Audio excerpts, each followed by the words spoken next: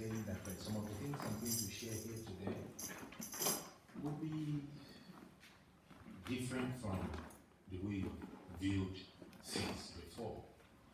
Just excuse me and let us go slowly. At any point, if you feel you have a question, please ask. Where are we in the first place? Where are we? In the church? We are in the church. And that is the first thing I want to attack. We are not in the church because this building is not the church. It is normal for people to look at a building in a particular shape and belonging to a particular congregation and call it church. Now, it will take a long while to be able to correct that because it's been there for ages.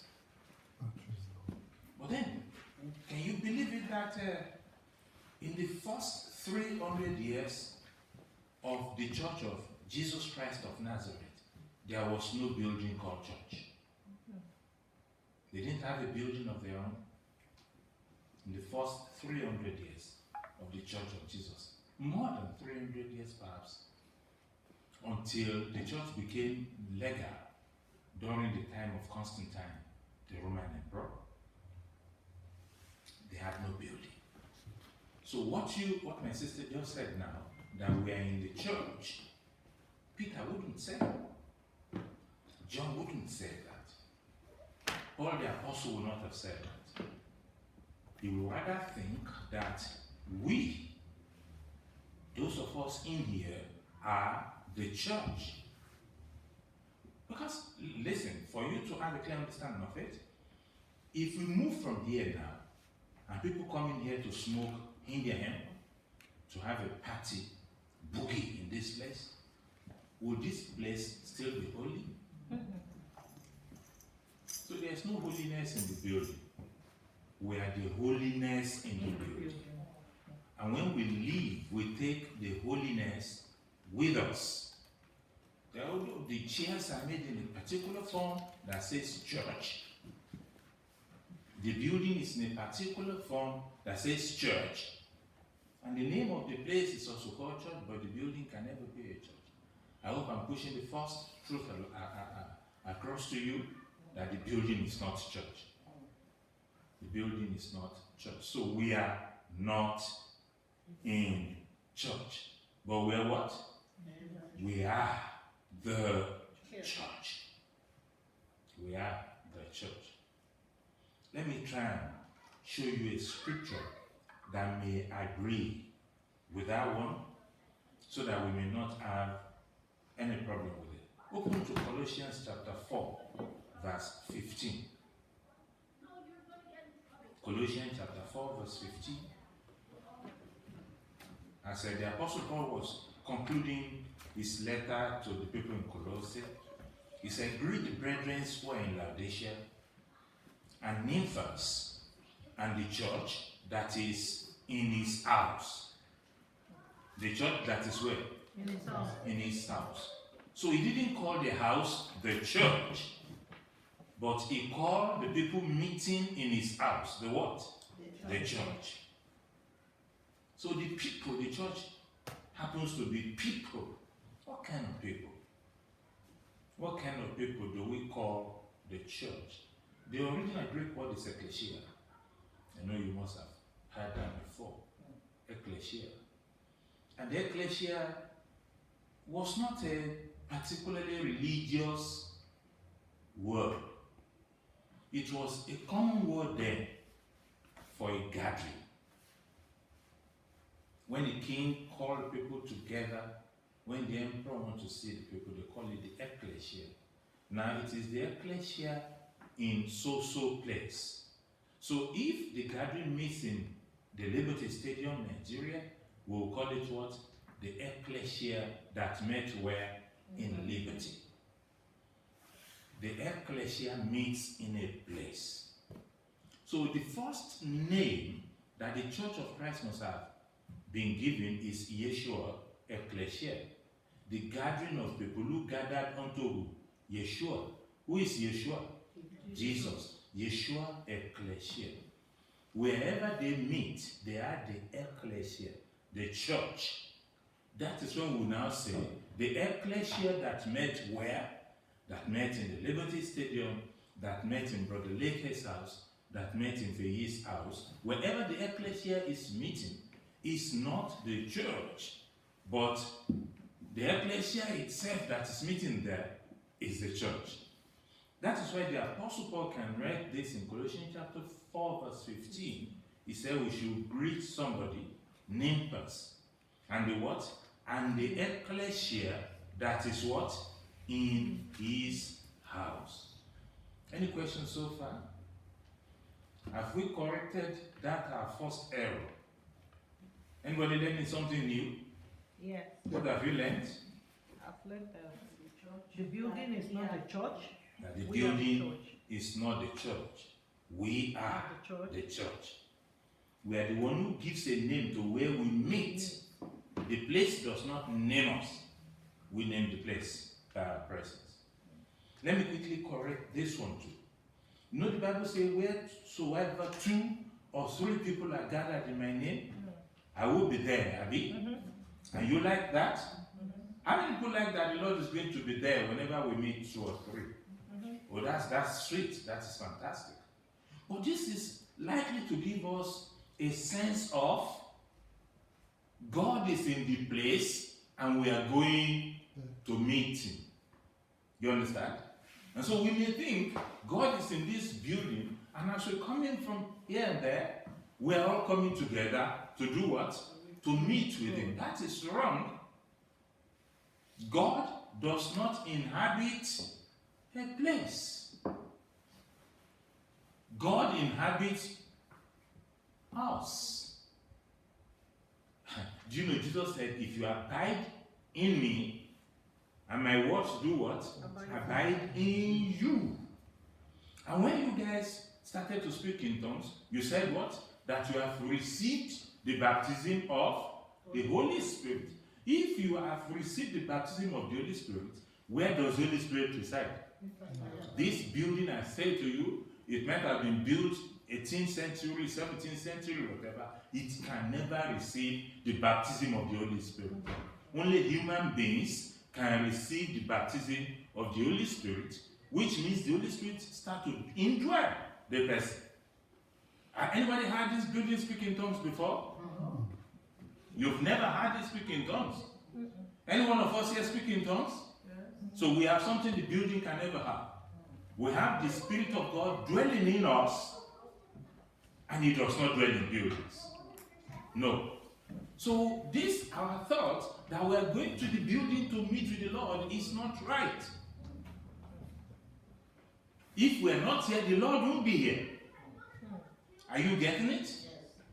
So what does it mean then? Wheresoever 2 or 3 are gathered in my name, there will be. What does it mean? It means that when you will come in, you brought God with you. I brought God with me. He's in me, he's in you, he's in all of us. We all speak in tongues. The Holy Ghost is alive in our lives. When we gather together, his presence in our midst is massive because we all brought him. I don't know if you're catching it. Yes. So it doesn't mean whether we meet in the bar or we meet on the beach. Or somebody mentioned where you can meet. Yeah. We meet in traffic. Can you imagine that? We meet in traffic, you get out of your car, it is this traffic that has been there for hours, and you come out and I come out, and we all gather beside our cars and pray. He is there, you know, because we brought him. And our presence as we pray beside the road in traffic sanctifies the place. It's not about the place, it's about us. Any question? Now I want you to, as we go along, ask me questions. Now let's look at some scriptures that says that this phenomenon of churches meeting in houses, it's not about Philemon alone. It's not about Nymphas alone. Let's start from Acts chapter 2, verse 46.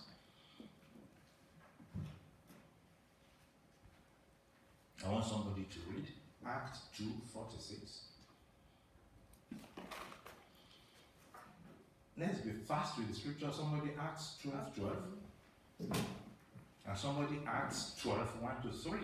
I want to read the three in succession. Who is Acts 2:46? Says, Acts 2:46, and day by day, attending the temple together, They go to the temple together. And breaking bread in their homes. And they break bread in their home. What is something that is strange in that? Day by day, they go to the temple and they break bread from house to house. Well, what is strange and different from your knowledge of Christianity and mine? The breaking of bread at home. We still break bread, don't we? But we don't break it in home. And we don't break it day by day.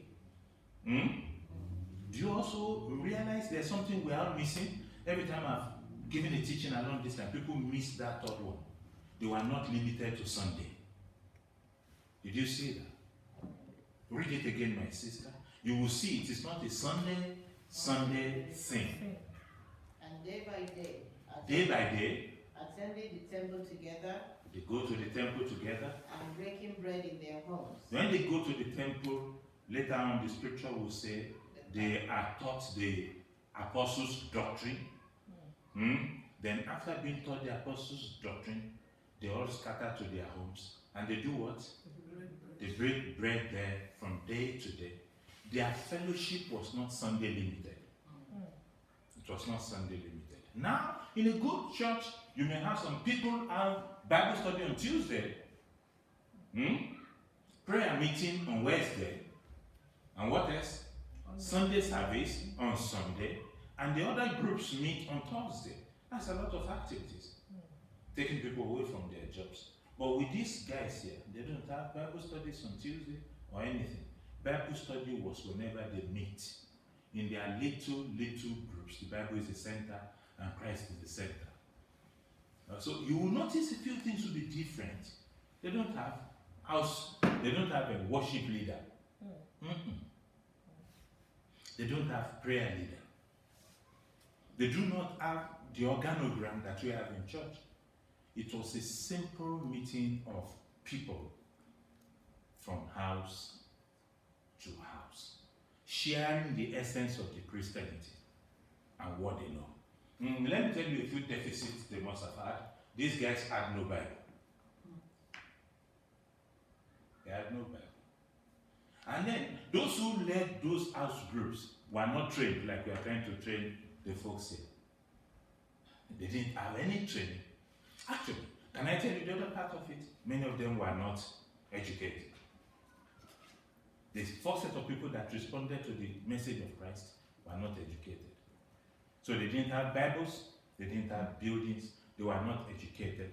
There was no organogram, as in a leader, assistant leader, third assistant leader, fourth assistant leader. How then were they so successful?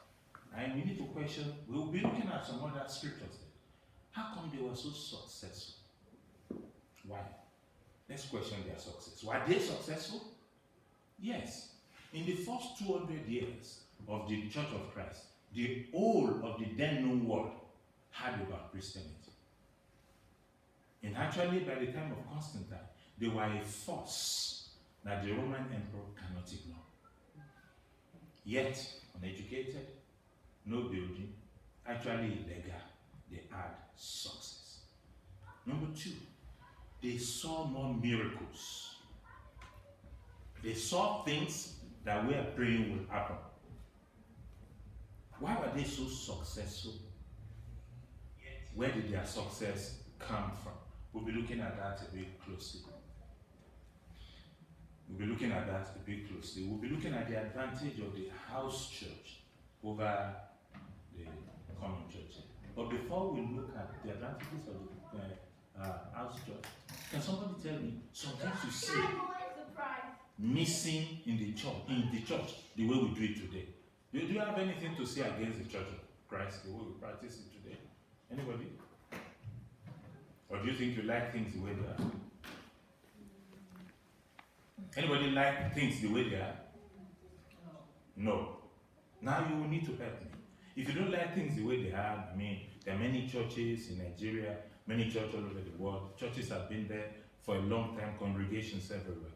There are common complaints that I've had people. I think we can pick some here. But what would you think you want changed? Nobody is willing to say?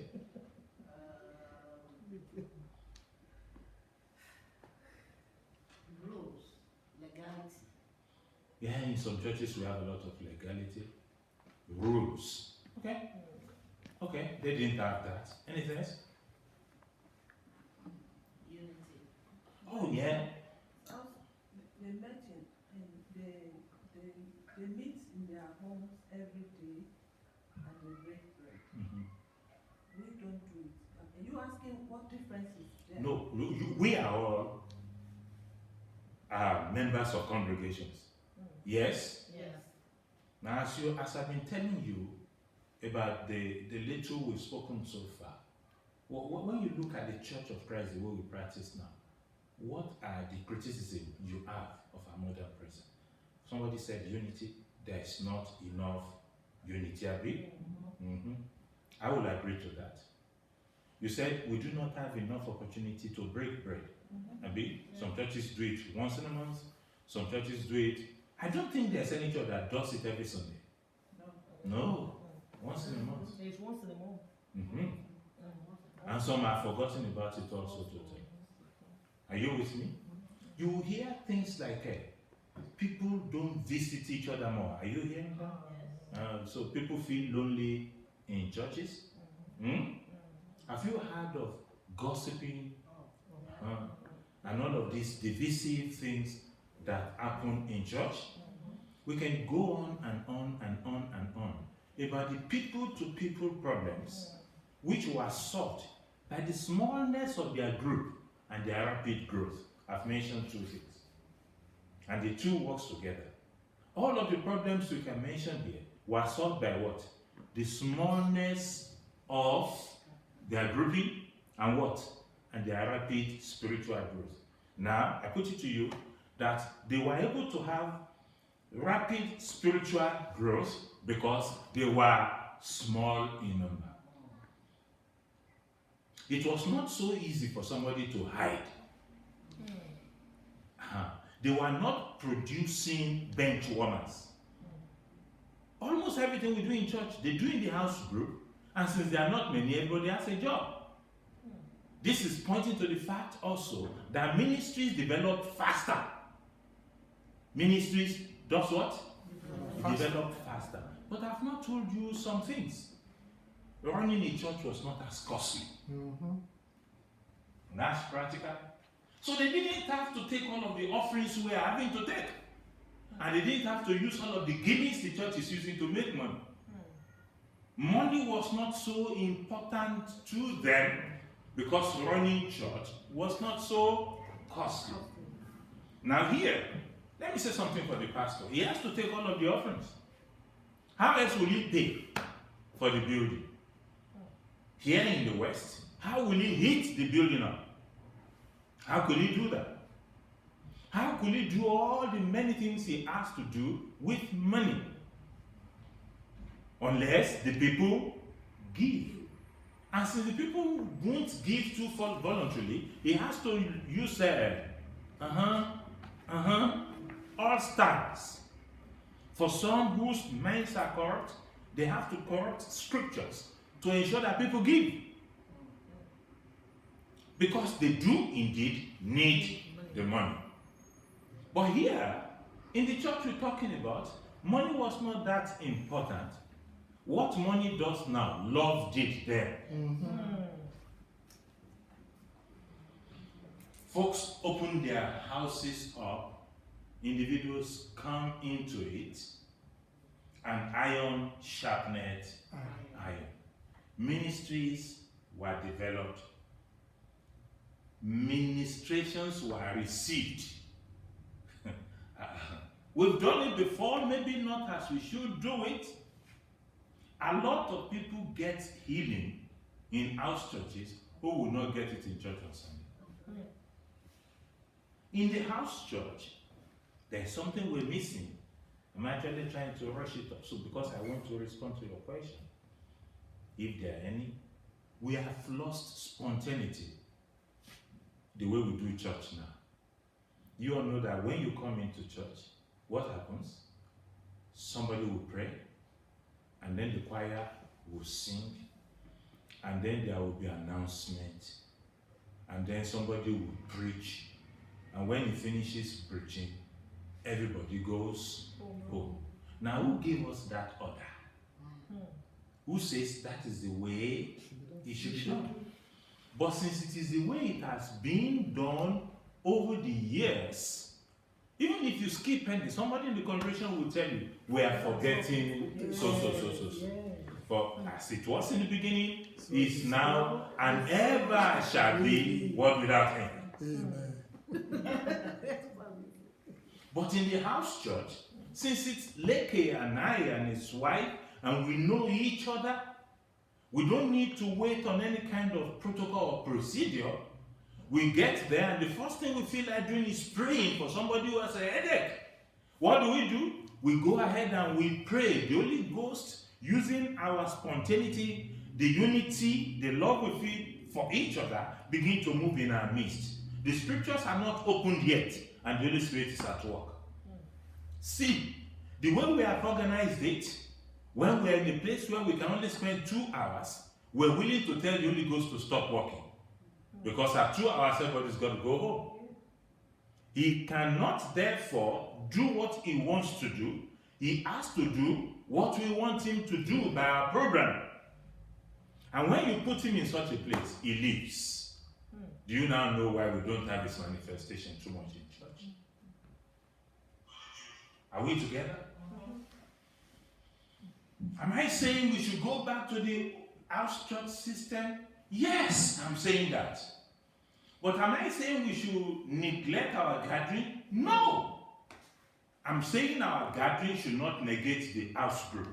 Because however much you try, however organized you are as a pastor, you can't grow people if all they do is come to church on Sunday.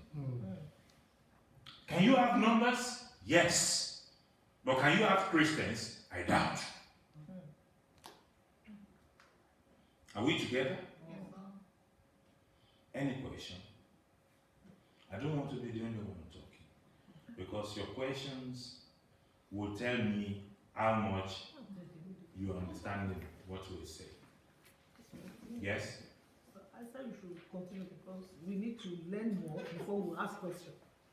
We need to ask questions as we're learning so that we're going to learn correctly. But anybody, what I'm talking about now is I target why house group. And if you want to put it under headlines, number 1, because house group was the way the church started. Number 2, because house group has proven successful. Number 3, because we are messing up and we can see it ourselves. Can you see my 3 points there? Why house group? Number 1, because that was the way the Church of Christ started, and it proved what? It proved successful. And our neglecting it is showing that we are truly, truly messing up.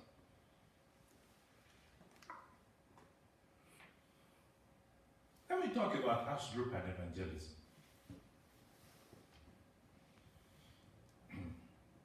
How many of you will stop on the street if somebody say, hey, I want to talk to you about Jesus? How many of you will stop? I won't stop. You won't. How many of you truly, truly listen when somebody is preaching in a bus or a train? How many? How many of you read tracts when they are given to you? No. How many of you really, really study handouts and leaflets inviting you to meetings. Anybody? Those were the systems that worked. Over the years, the church, the world has produced people, almost all of us are watchful and distrusting. You agree with me? Yeah. How many of you will open your door to somebody who will knock and say, hey, hello, can we talk about Jesus with you? So you can't even knock doors. So if we can knock doors and we can share for effectiveness and we can do all the things we used to do before. And if you're from Nigeria like I'm from, how many of you like the people who put megaphone to their mouth and preach early in the morning? How do you feel when they're preaching? Sometimes I feel like saying, oh, there, let me sleep. I really don't like them. I'm a pastor for many years, but I still don't like them. 5 o'clock, these guys come with their loud megaphone, saying things. As at the time, I want to pray. I want to talk to God, so they are disturbance. Now, early morning cry is not working. Knocking doors, not working. Giving leaflets and tracts, it's not working as it used to. So, what are we doing for evangelism? Are you listening to me? Can I tell you what else is not working? Crusades are not working. Because if you organize a crusade and you put it out there, you put all of these things there and you ask people to come, only Christians and half Christians will come. What do I mean by half Christians? Those who have learned about Jesus in a way and who have enough problem to hope that maybe Jesus is going to meet with them. There are people that come. The real core atheist will not come to a crusade. Are we going to say you should not hear the gospel? So the church system, the way we're doing it, organizing all of this massive crusade, is not going to get the work done. It's not going to get the work done. 2 things we are neglecting. We're neglecting prayer. We are neglecting proclamation. So somebody will say, let the entire church come together and pray. Now listen to me. If the entire church come together and pray, 500 people praying together, it's not as effective as all of the house groups praying in their areas for this same issue of the salvation of souls. Number 2, a massive crusade organized by the church centrally cannot touch where you live and where you live, for we're going to be asking people who are unwilling to come to a place to hear the gospel. They are unwilling. Will they come and hear what they are willing to hear? Is it not the expectation of God that we take the message they are willing to hear to them? And how best will they hear if not from their friends? That is why if we take evangelism back to influence level, I will explain that. We take evangelism back to where? To the influence level. We are going to make more inroads into the soul of men, and many will be saved. What do I mean by influence level? Are you following? Now I'm on a topic I call the house group and what? Evangelism. A word, oikos, O-I-K-O-S, Greek, will come to play. I won't be defining oikos like it should be defined. I will only say that it is your area of influence. Your what? Area of influence. All of us here have people who will listen to us if we talk. Over the years, we built a relationship with a few, and they will listen to what we have to say. Now, let me ask my daughter first. If we say influence a few people, what number of people do you think will listen to Angela and say, yes, I want to hear what she has to say? Either because she's a friend, or because she's trustworthy, or because I've been moving with her for a very long time. You will have how many people who will want to listen to you? Like how many? 3? 3 is good. So somebody help me put 3 down. Mrs. Owolabi, how many do you think will really listen to you? If you say, this is core, this is basic, this is something life and death, this is something I should tell you, and they trust you enough to listen to you. How many? Say like 6 to 10. 10. 10 is good. How many do we have yet? 13. 13. 6 to 13. Mrs. Barker, how many? Let's just take a few of us. How many will really listen to you? Because over the years, you've had a relationship, you guys talk. How many? 5. Who is doing the addition? 18. We have 18.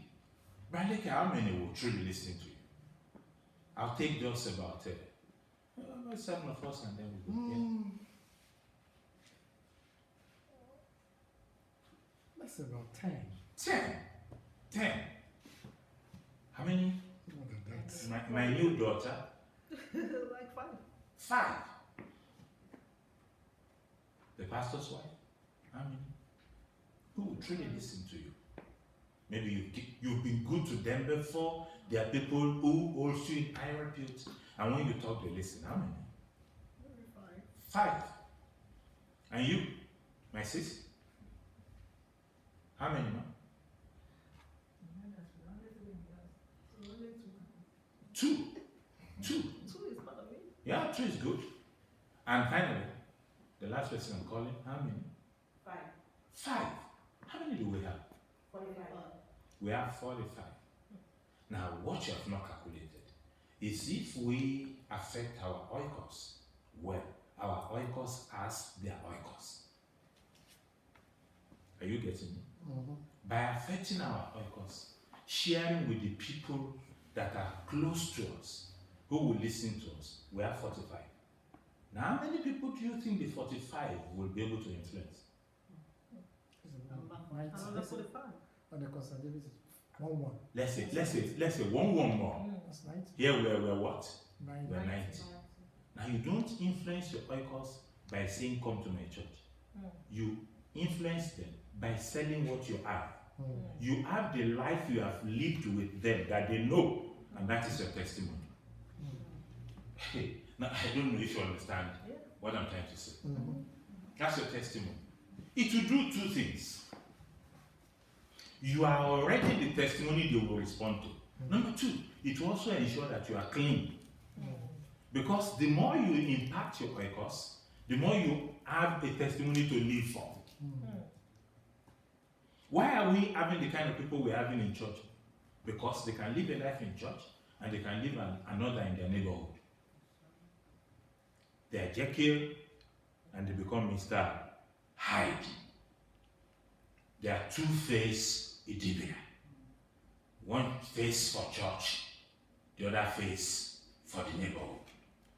But if they are living the life called church in their neighborhood, those who trust them will respond to their church life. And we're going to have a growing church. Are we together? That is the church and what? And evangelism. Can I talk about the church and power? The house church and power.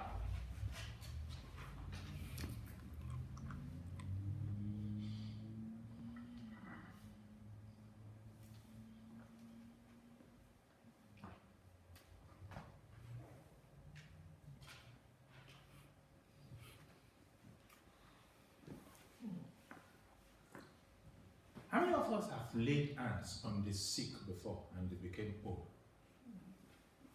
You've seen power before.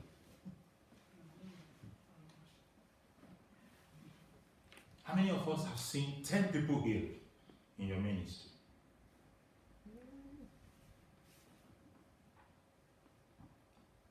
Do you know, even if we say we are for, I need to ask how long you've been a Christian and how many people you've seen healed before I can check the success of your Christianity.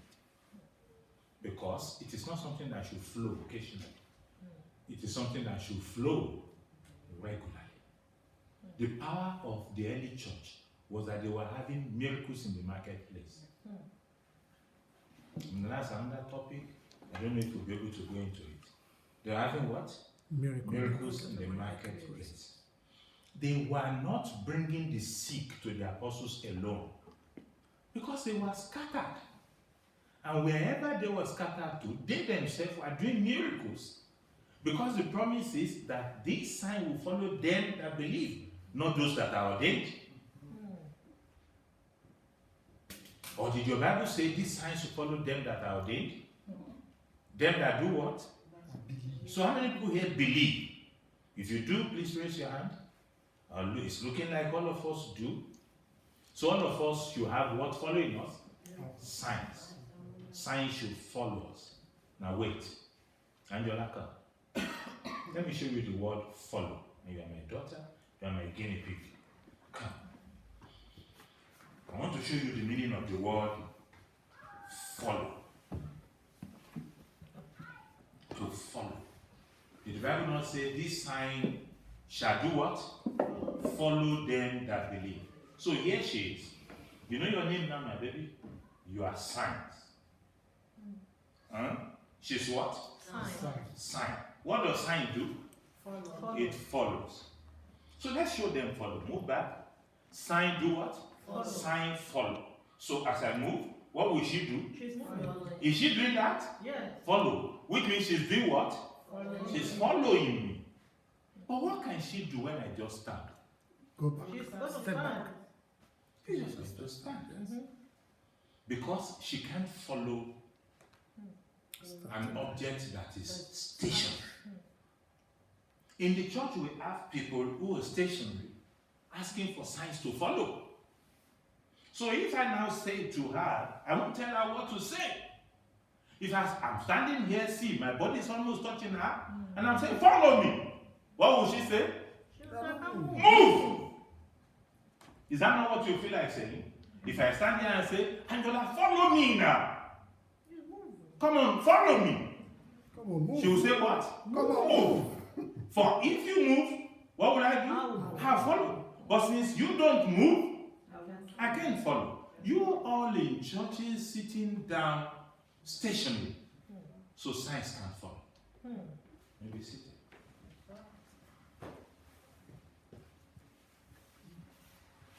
I've been working this work for close on 30 years, more than 30 years actually. And I've noticed that I see more miracles on the mission field. Because signs do what? Signs follow. Say it 3 times. Signs do what?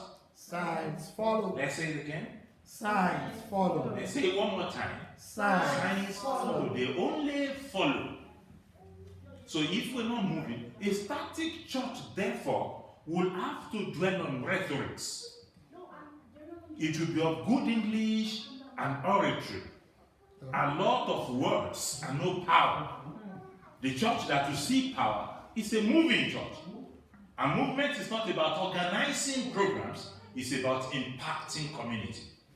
Now we'll talk about the house church and community.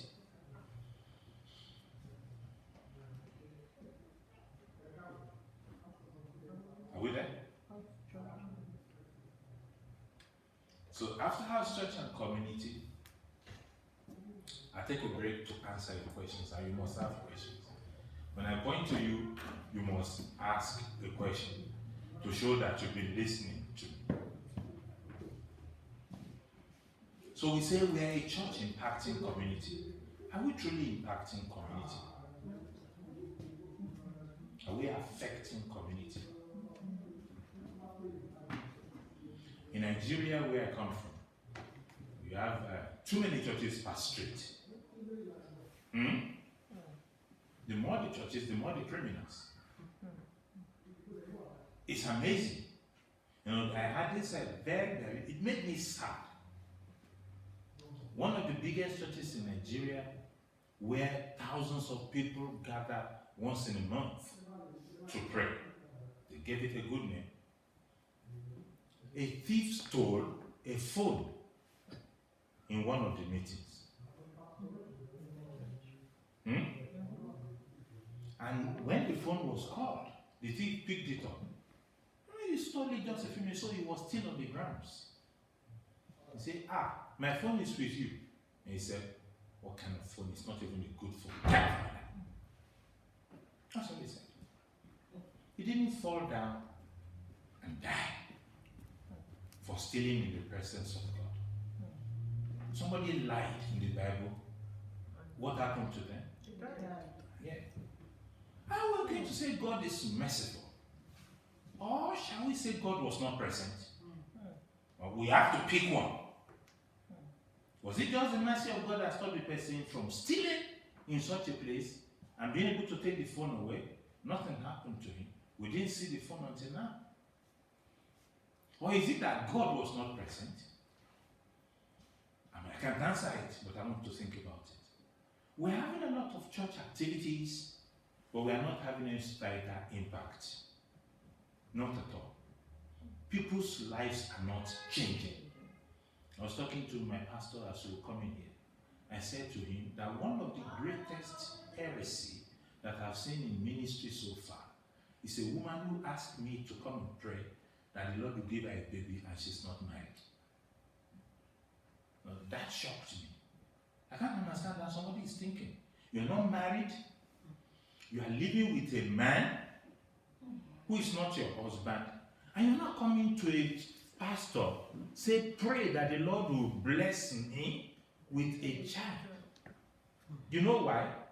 Once I have a child for him, he will be stable. Now, I don't mind, you can live your life the way you want, but for you to come to church to ask for power to sustain you in immorality, I can't understand it. But that is the kind of church you're building. And now we are satisfied with the number, but I think God wants more than numbers. And if we're truly serious about this issue of word evangelization, we need to begin to revisit the house group again. Societal impact. I'll show you two things. Two things, proclamation and power. Proclamation and what? And power. Now, that is the first division when we're talking of evangelism and outreaches. Proclamation and power. But where power is, we have presence and power. Presence and power. So it will not be proclamation on one side, and on the other side there will be what? Presence and power. Proclamation is speaking about Jesus, telling men and women about his love. But even the Bible says that they will not believe us unless they see what? Signs and wonders. So our proclamation should be backed with what? With power. Must be backed with power. If we leave it to the senior pastor alone, we'll never be able to impress the world with power. We won't be able to. Power has to shift from behind the pulpit. It's got to go on the street. Are we together? Yeah. It's got to shift from behind the pulpit and go where? On the street. On the street. Why? Do you know that the set man, this senior man, that we expect to... Pepe's crying. Pepe's crying.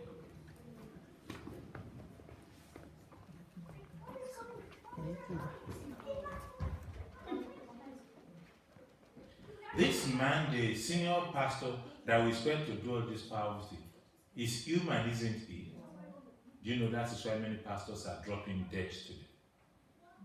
The kind of expectation we have of them is making them walk they are walking the works of God without the presence of God. But I need to ask individual pastors, how often do you stay in the presence of your Father? And if you don't have time because you're busy, where do you get your powers from? Unless we begin to empower people at the house group level, little people without a name, without ordination, maybe without education, with the right kind of heart, filled with love and fervency, when they begin to present Jesus in the open places, maybe we'll be able to get what evangelization is done. Are we together?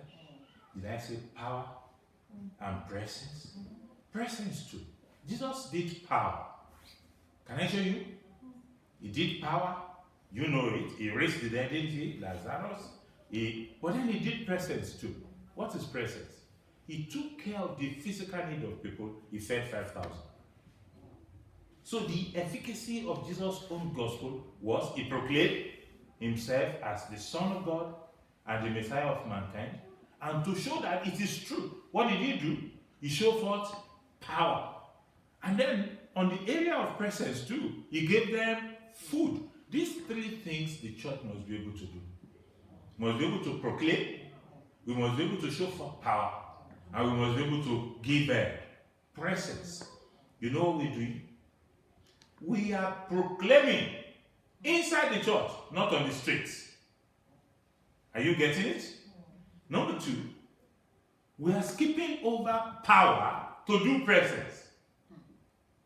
The job won't be done by proclamation and presence alone. It's got to be what? Proclamation, what? Power and presence. Why is power difficult? Because power comes only when God is present. I don't know if you catch it. Yes, sir. There's no way we can turn it off or on. If we can, I will turn it off permanently. You can't turn power on. It doesn't happen if it's not there. So what we need to ensure is that God is there. And how will God be there? There's a kind of gathering he attends. There's a one he does not attend. That's why you will see more power in little groups where the unity is sincere, where the love is deep, and when the fervency is divine. In church, there's so much pretense. The way we place our chairs, they are close enough so that more people can sit. But between one person and the other is a pillar of differences that if you're not careful, they don't cross over. How do you expect power to be there? So since we cannot have the kind of relationship that will make the Holy Spirit come down, we go from proclamation to what? To presence. Thinking proclamation and presence will get it done. No, it won't. Proclamation, presence. Proclamation is when we tell the world about Jesus. Presence is when we show the love we feel. Power is when God says, I am with them.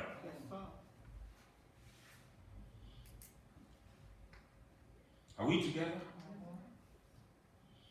We need to begin to look into how we can get the job done. And let this church not feel you are small. You are more than the people Jesus had. Because at the very beginning of this ministry that has scattered over thousands of years, he was alone. So no pastor can come and say, I'm the only one. He was the only one, wasn't he? And Bradley King, you have a wife. He never got married. So Bradley King, his wife, and his 4 children, you are bigger than the ministry of Jesus. Is that not why he said, greater things too will you do? Because I've gotten to the Father. Any question?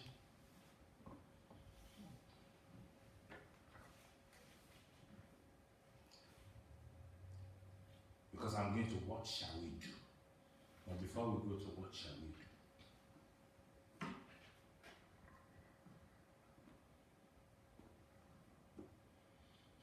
Any question? Any question, my brothers and sisters?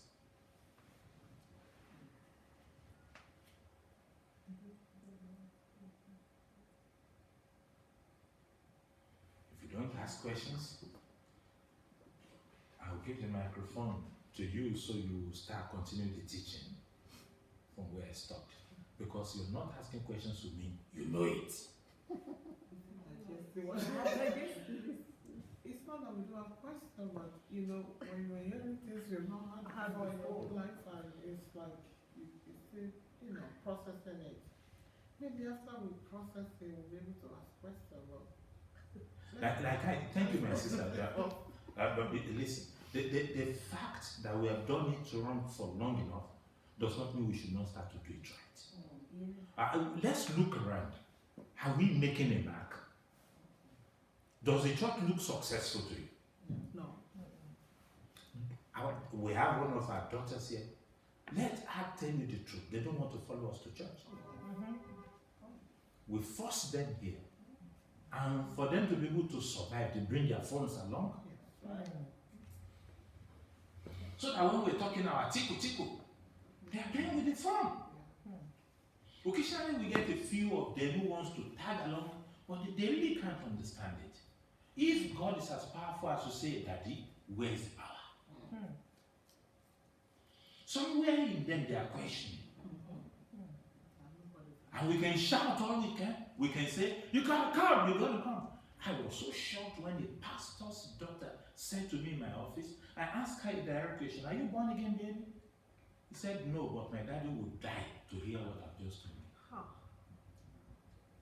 I told my wife when I got home, I said, it's scary. It's scary. We are so number-oriented, and the driving force for church planting today is human kingdom and money. When we begin to do it for the right reasons, we'll get the right results.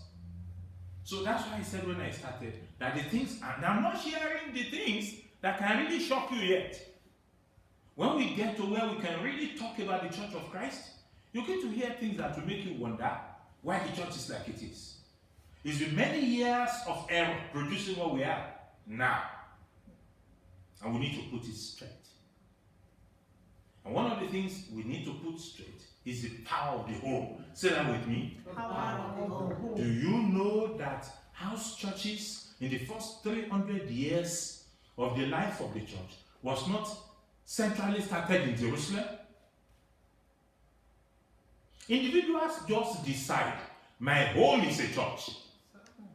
It's not, what we're going to do here is going to give your pastor the task of saying, can you start? Can you start? You will have to beg some, quite some, to do what will give them wealth in the afterlife. Okay, can you imagine that? To beg people to start things that will make them pleasing to God.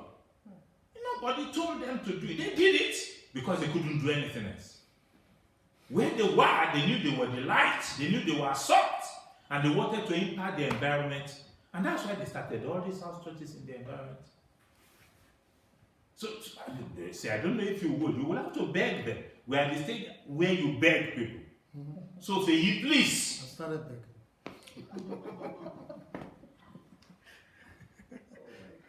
We beg them because it's new, it's novel. They don't understand it. But here we are. This is where to go to. It's where your own gifts and talents and all of your calls will come forth. It's where you begin to have direct access to God. Many of you will be so surprised at what God will do through your hands. I was in Ikoyi a long time ago. It was about 6 months after my salvation. Thank God for the brother who took me there. And there we were, and we were praying. A few people there gathered, and he said, Brother Wole, we'll pray for you. And I looked at him like he was crazy. Brother Wole prayed. He's never prayed before. I saw them doing it. He said, Brother Wole, go and pray. I looked at him, pray. How do you do it? 6 months after my conversion. He said, just go. Lay your hand by faith. So I went there. I don't know why I said, line up everybody. So there was a queue of people who wanted me to pray for them. I'll tell you why I asked them to line up. Number one prayer does it all. If you get something, you get something. If you don't get something, go and sit down. I lay my hand on the person in the front and ask them to touch each other. I said, Father, I don't know. I really don't know what I prayed. Nothing happened. Nobody fell down. There was no wild wind. I felt so ashamed as I was going. The brother who asked me to pray said, now all of you that Brother Wole has prayed for, lift your hands and praise the Lord. And they were praising the Lord, and the woman was singing. When the woman started singing, everybody kept quiet. She was deaf and dumb before she came to the meeting. Everybody kept quiet. They were looking at her. I didn't know her state. All I said was, Father, heal everybody who is sick of any disease here. And he did it. He wants to show forth if you are willing to go. And that was where I cut my teeth on ministry. From then, the issue of power stopped to the scale. He does it if he wants to do it. Are we here? Yes. Now that's why I'm saying we need to go back to what they did. They changed their world. We can change ours. Any question?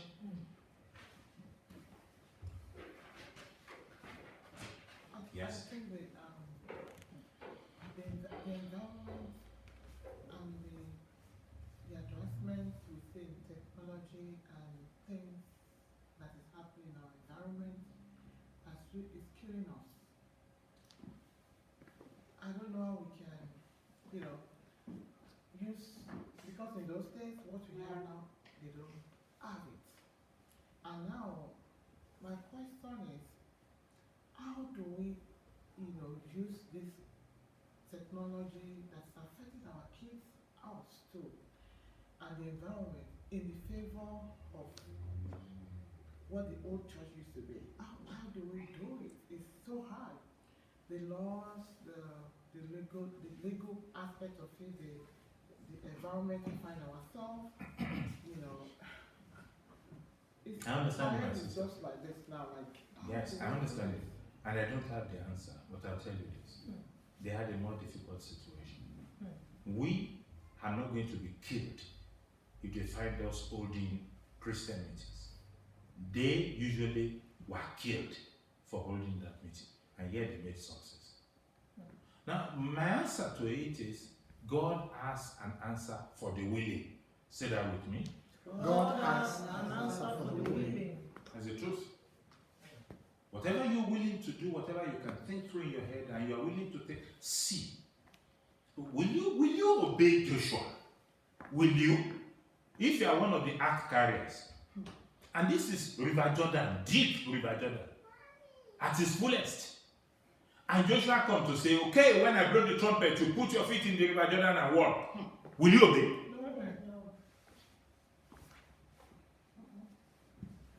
Now, I used to ask myself the question. I really can't answer it yet. Will I obey? I'm still thinking about it. Somebody just come and say, okay, tomorrow, Wole, when I blow the trumpet, put your leg into the Jordan. So what I said to them, and he blew the trumpet and point, they put their leg into the Jordan parted. Now, let's live in our effect. How will they feel when the leg went into the Jordan and the water parted? Then the swagger starts. Because they obeyed. There are going to be problems. There will always be problems. That's why I don't ask everybody to start large. You have only one friend? Start with one friend. Are you getting me? Just one friend. Just you and a friend. Sitting down looking at the Bible together. Praying together. Seeing solutions to your situation. In a short while, you become two. There's no hurry. We have all of lifetime to do His will. And so we're two, so we're three. So we become 10. You'll be surprised at how things grow. You'll be. I have started from scratch before. When I started the church in Camden a long time ago, it was just myself and Sister Ronke's husband. The first time we visited Castle Haven Hall, we walked the street, we were just two. And as we were walking, I was not married then. You know what we were doing? We were speaking in tongues. I said, let's walk the street and speak in tongues. So and we were doing that. In a short while, somebody called, I want to be part of what you're doing. I'm starting something now. I call it Walkman. I'm speaking about it publicly for the first time. But I've had a few meetings with some people. Do you know why I had the meetings? Somebody called me to say, sir, I was praying, and the Bible says I should be a part of what you're doing. Then it became 2, then it became 3. When I held my first meeting, we were just about 6 of us. But what happened about 3 days ago that I told you about? You've forgotten the guy in UI? That's my wife. Somebody just called me, I was here. The phone rang, so I said, you can call me here, it will cost you too much. For my own phone line is roaming. He said, can I send you a text? I said, good. He said, I met you in UI, and over the past few years, I've been having you in my visions, and the Lord said I should come, ask you what you're doing, and be part of it. I don't know if you're catching what I'm trying to say. I've not done jack. God has an answer for the willing. If you're willing, you'll be surprised.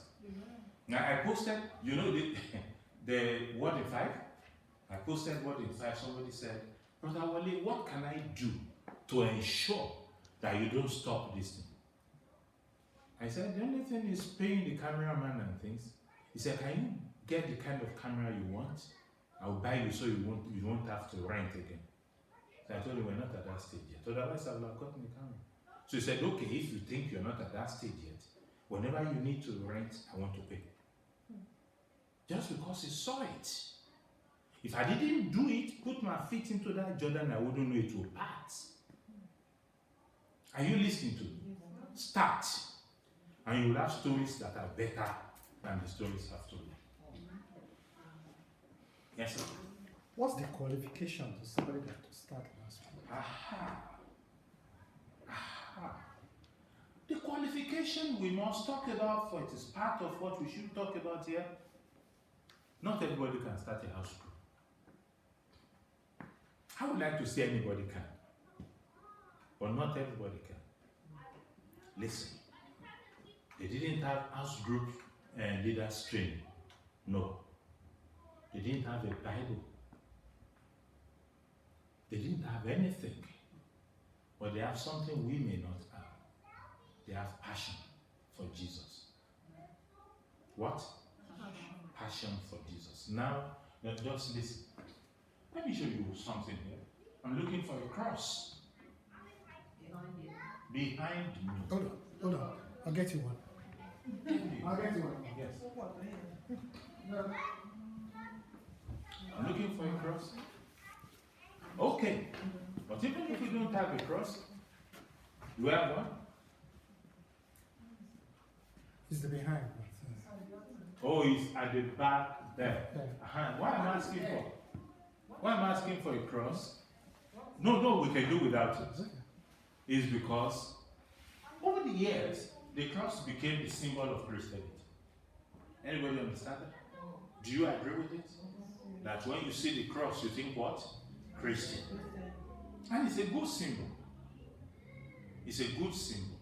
So let us look at what the cross stands for, to tell us the responsibility of Christianity. One wood standing straight. Another wood standing like this. Is that not the cross? Representing the outstretched hands of the Lord as he died for you and I. That upright wood represents uprightness with God. What do I say it represents? Uprightness with God. Standing right with God. The outstretched hands represent just that. Arms outstretched unto men. Take us. So we have what? The cross.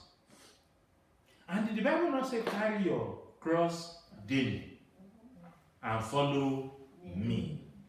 Which means carry your uprightness with God how often? Daily. And follow me. Number 2, carry your outstretched arms unto men. How long? How often? Daily. And follow me. Now let me make it simpler. So the Christian should be somebody who is daily upright with God and daily outstretched in love towards men. Which one is more difficult? Upright with God. No. Outstretched hands unto men, in my opinion, is more difficult than uprightness with God. For uprightness with God is measured by how outstretched your arms are unto me. You didn't get it? How can you say you are righteous when you harbor hatred in your heart? The fact that you are not sinning does not mean you are standing right with God. For it has nothing to do with the bitter. I hope you understand what I'm trying to say. This is what has helped me so far. What I'm teaching now is one of the first few things God taught me in the first year of my Christianity. What? Standing right with God. How often? Daily. Carry that cross. Is it not a cross? To stand right with God daily. It's a major cross. He said to carry it. There will be temptations, there will be trials, there will be so many things you want to do that you can't do. So carry it. But that's so easy. When after a while you've been able to beat your passions, those things you eat that you know God doesn't want you to eat, when you lose taste for them, don't you feel righteous? But God says it's not finished with you yet. That you are not righteous until you are standing right with Him and your arms will remain stretched out to man. But that is the difficulty. The men you are stretching your hands to will throw stones at you. At what point can you take your hands off the cross to throw stones back at them? It means you are not crucified. Because if you are crucified, your hands can't move. Anybody get the analogy? When we say I am crucified with Christ, nevertheless I live, my hands are there. And somebody come pointing his finger to your nose. Like you are a bad man, you are a go back, and he goes up. You want to point your finger to, you got no finger to point. You are crucified. Are you with me? If you can lift your finger, point it back, and do your bit, you are not crucified. Because if you're crucified, you got no finger. No. So some will spit at you. You can spit. Some will throw stones, you can't even bend down to pick it. No, that is the crucified person.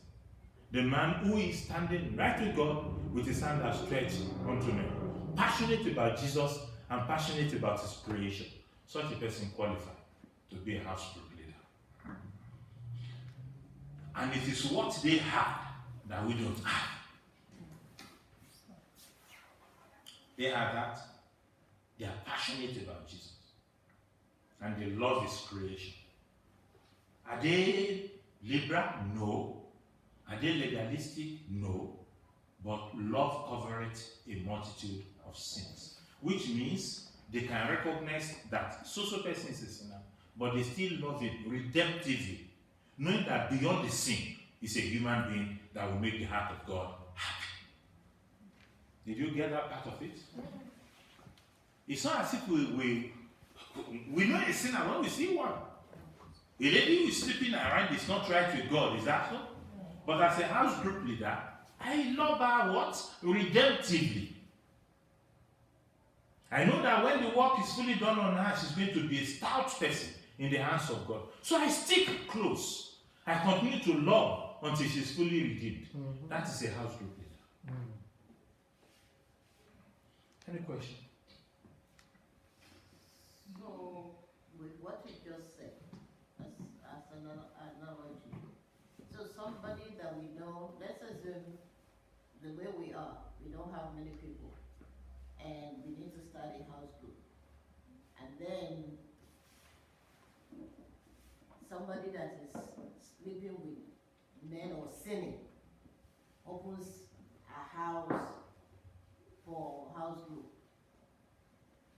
So should that person be allowed to do so? He can't. That such person cannot be the leader of the house group. Okay, just the house. Because they got nothing to offer. Are you with me? They can't be the leader. The leader at the center must be somebody who knows the Lord, who is passionate about him, and whose hearts are developed enough to love creation redemptively. Those are the only qualifications I ask for. They must be passionate about God, to want to serve him with all of their heart. And number two, they must be redemptively in love with creation. I can say this here. There's nobody I've met here that can ever offend me to the point, to the irredeemable level. You understand what I'm trying to say? So we have an offense. Offenses must come. But I must love her redemptively. Beyond the offense is my brother and my sister worthy of God's love. That is the pastor's act. That's how we do it. So we keep on knowing the sin of the person, not touching their sin, not getting engaged in their sin, but believing in them until one day Saul will become Paul. Any question? So, in addition to that question, there's a part of the question that you've not answered. The guy cannot be the house fellowship leader. But our question is, if she releases or he releases her house, can we have house fellowship in his house? If it is a public sin that can smear the name of the church, we don't. Wait, sorry, I don't understand that. A public sin. A sin that is announced. So that, so that people will say, we know him in in the environment. He's quarrelsome. He's this. He has slept with 20 girls in our area. The church in that house won't do well because you will buy the reputation of that person. I don't know if you understand what I'm trying to say. You buy. No, we have a little problem. I won't mention places because this is being recorded. A guy, we wanted to start his house. We don't live in the same city. And so when we wanted to start a church in his house, he offered us. He offered us a building about half this size. He said, we can start there, you can take off there. And somebody met me, and when I go back to the guy, he said, sir, I saw you with Goskojin. Who is Goskojin? He said, the man I saw you with at so place is called Goskojin. Why do you call him Goskojin? He said, because he gets drunk regularly and he falls into gutters. I said, when was the last time? He said, last week. Now this guy falls into gutters regularly. He gets drunk. I need to deal with that before I can put the church in his house. Are you with me? Because if we start the church in his house, it will be Goskojin Church. But we will buy his reputation. Because his reputation is, he can attend house group in another place. Preparatory to the time that we can start in his own house. But we don't want to buy his rotten reputation. Yes. What about his situation? Because it takes some time. Like somebody that have an identified, a public sin that everybody knows him or her with. Take for instance somebody alcoholic, somebody sleep with people, but for one reason or the other, this guy has given his life. And it takes some time for the environment to know that this guy, and like you said, is now willing, is ready. Can we allow his eyes to be not? Yes, there is a church where this was well answered. I won't mention their name because they're a well-known church. When you become born again in that church, they do what they call a sinner's party. You know what a sinner's party is? The church pays for food and drink, asks you to bring all of your friends together. The zonal leader in that area attend the sinner's party. And there, you are given a microphone where you will talk to all of your friends and you will tell them, I gave my heart to Jesus. The zonal leader now will say the meaning of what you have just said. That it means you made Jesus and things. And many of them will be shocked. You did that? You're not a Christian? But at least they know. From the moment they know, they begin to watch him for proofs. But they no longer view him as he was. Now, that way we cleanse the environment and it's now ready for house group. Because, you know why I asked that question? I read a true life story of a set of guys. They were alcoholic, they were homosexual. And for one reason or the other, they met the Lord. And the people around them, they were asking them, what they just found out was that they were not coming close to them again because of the new life in them. And the church decided that, okay, what we're going to do is that because of the area, their circle of influence, they want to catch those people. And they now said, you're now going to be the leader of the house group, but we're going to start something in your own house. And before you know it, people begin to come. And when they come, the guy shares his testimony. And before you know it, I tell you, the testimony of a bad man is a good selling point for Christianity. When I became born again in Oyo, the full gospel did something. They invited me to come and tell my testimony. People came to hear because I was quite popular in town. Wole, Owolabi, born again. Somebody said, I've got to see what it looks like now. So the hall was packed. I told people my testimony. And a lot of people gave their heart to Jesus. The powerful testimony of a man who's been that bad can be used to an advantage. But then, that place of proclamation from his own mouth is necessary for the environment to know of the change, so that they know, they do not think he's just transiting with his sin into Christianity. They know there's a point of a radical contact with Jesus. And once that is known, they will forgive his past unless he keeps on repeating it. Are we together?